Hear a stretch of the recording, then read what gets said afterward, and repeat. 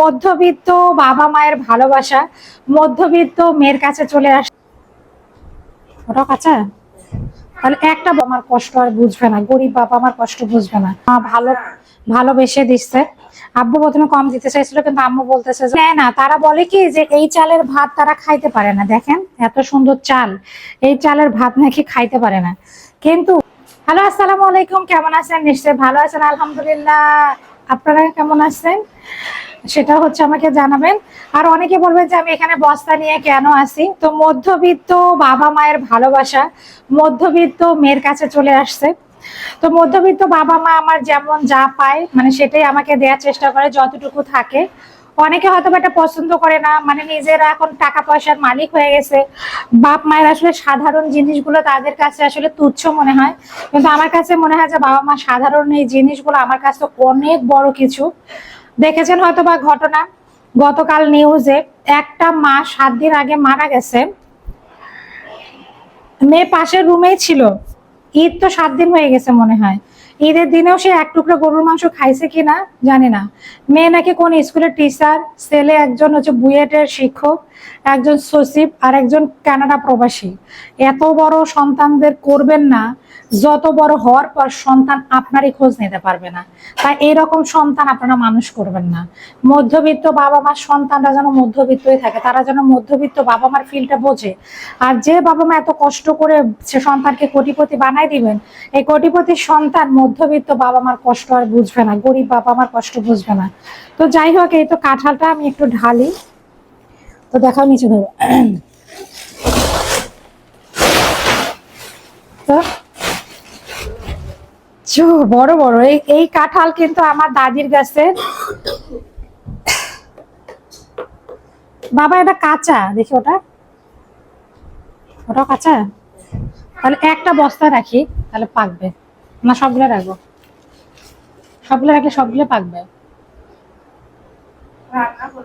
না না, এগুলো পাকা, তো পাকতেছে বাড়িতে, পাকতেছে বাড়িতে পাকা। একটা ঢুকে রাখি, আর সব পাকলে তো আমরা একসাথে খাইতে পারবো না। এই জন্য একটা রাখি এটার ভিতরে, এটা পাকবে। আর বাকিগুলো দিয়ে পাশে সাইডে করে রাখি, একটু 2 একদিন দেরি হবে। আজান আমি রাখি এসে দাঁড়া।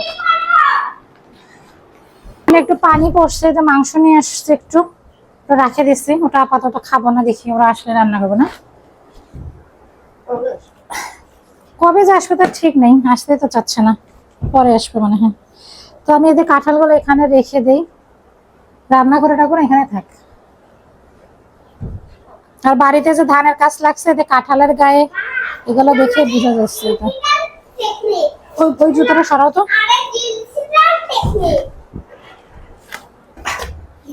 ডিজিটাল টেকনিক আমার ছেলে। আর এটা দেবের উপরে রাখি দেই। হ্যাঁ হ্যাঁ, সরো, এখানে করো না। ফ্যানটা একটু বন্ধ করতো।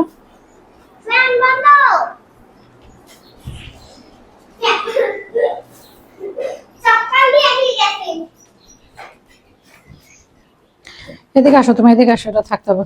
এদিকে আসো। আর এই দেখেন আরো বাবা মার ভালোবাসা। এই তো আমার বাবা আমার জন্য চাল পাঠিয়ে দিছে, এই বস্তাটাতে করে 1 বস্তা দিছিল। তো নিচ থেকে তোলা যাচ্ছে না, নিচতলা থেকে 3 তলায়, তো পরে অর্ধেক অর্ধেক করে নিয়ে আসছে। তো এখানে 73 কেজি চাল আছে। তো এই চাল আমাদের অনেকদিন যাবে, তাই না? 3 মাস যাবে, তারও বেশিও যাইতে পারে। তো যাই হোক, বেশি যাক কম যাক, বাড়ির চাল বাবা মা ভালোবেসে দিচ্ছে। আব্বু প্রথমে কম দিতে চাইছিল, কিন্তু আম্মু বলতেছে যে অটো যাচ্ছে তো কম দিবে কেন, একবারে বেশি করে দিবে, বারবার নিয়ে যাবে নাকি। তো পরে সব চাল পাঠাই দিচ্ছে। আর সবথেকে বড় কথা, আমার বাসায় আব্বু আম্মু আসলে ওরা কেনা চালের ভাত খেতে পারে না। আর আব্বু আম্মু আমার বাসায় বেশি আসে, বা আমার বাসায় এসে কমফোর্টেবল সে মনে করে, মানে এখানে ভালো লাগে তাদের। তো যাই হোক, কিন্তু আমার আবার এই যে এগুলা যে দিছে না, আমার মধ্যবিত্ত বাবা মার ভালোবাসা। কারণ মধ্যবিত্ত বাবা মার ভালোবাসা মধ্যবিত্ত সন্তানকে দিছে বা গরিব সন্তানকে দিছে।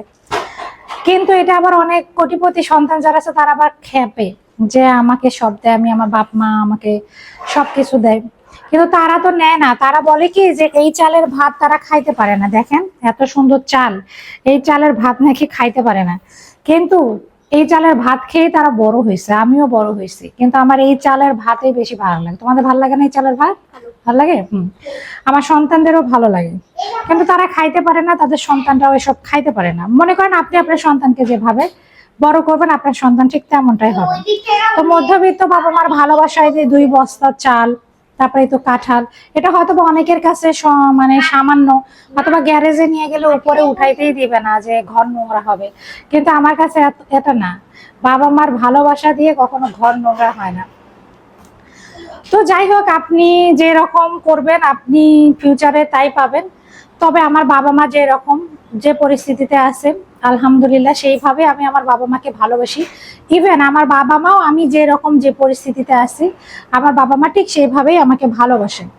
তবে একটা কথা কি জানেন, আল্লাহ পাক যেন আমাকে কখনোই আমার এই মন মানসিকতা চেঞ্জ না করায় যে আমার বাবা মা মধ্যবিত্ত, আমার বাবা মা গরিব, আমি তাদের পরিচয় দিব না, তারা আমার বাসায় আসলে মান সম্মান চলে যাবে। আবার তারা কোটিপতি হয়ে এখন বাপ চাচা মামা খালু বোন ভাই একে সবকিছু বানাইছে, ঠিক আছে, মানে তাদেরকে নিয়েই তাদের জীবন। বাট যাদের জন্য আজকে এই জায়গা তৈরি হয়েছে, মানে যাকে আর কি বলে ধনী বা কোটিপতি হইতে পারছে, যাদের টাকা দিয়ে, যাদের পরিশ্রম দিয়ে, যাদের সাহায্য দিয়ে তাদের পরিচয় দিতে তাদের অনেক বেশি কষ্ট হয়।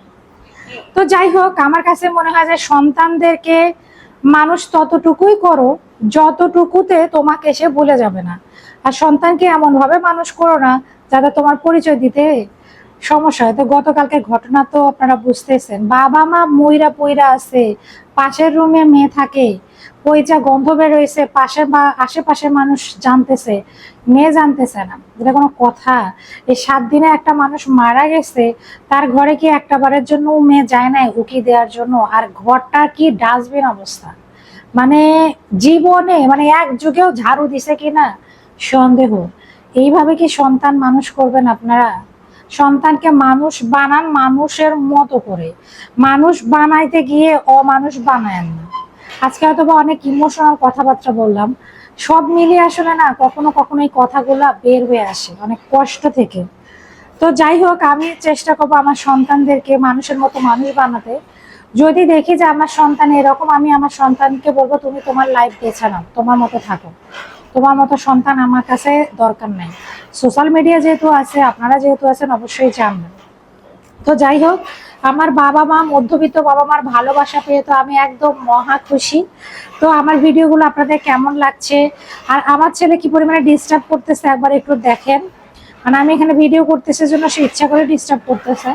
তো যাই হোক, সবাই ভালো থাকবেন, সুস্থ থাকবেন, আমার জন্য দোয়া করবেন। আর ভিডিও ভালো লাগলে একটা লাইক কমেন্ট আর সাবস্ক্রাইব করবেন। আল্লাহ হাফেজ। হ্যাঁ হ্যাঁ বলো, কমেন্ট করেন, সাবস্ক্রাইব করেন। হ্যাঁ, টাটা।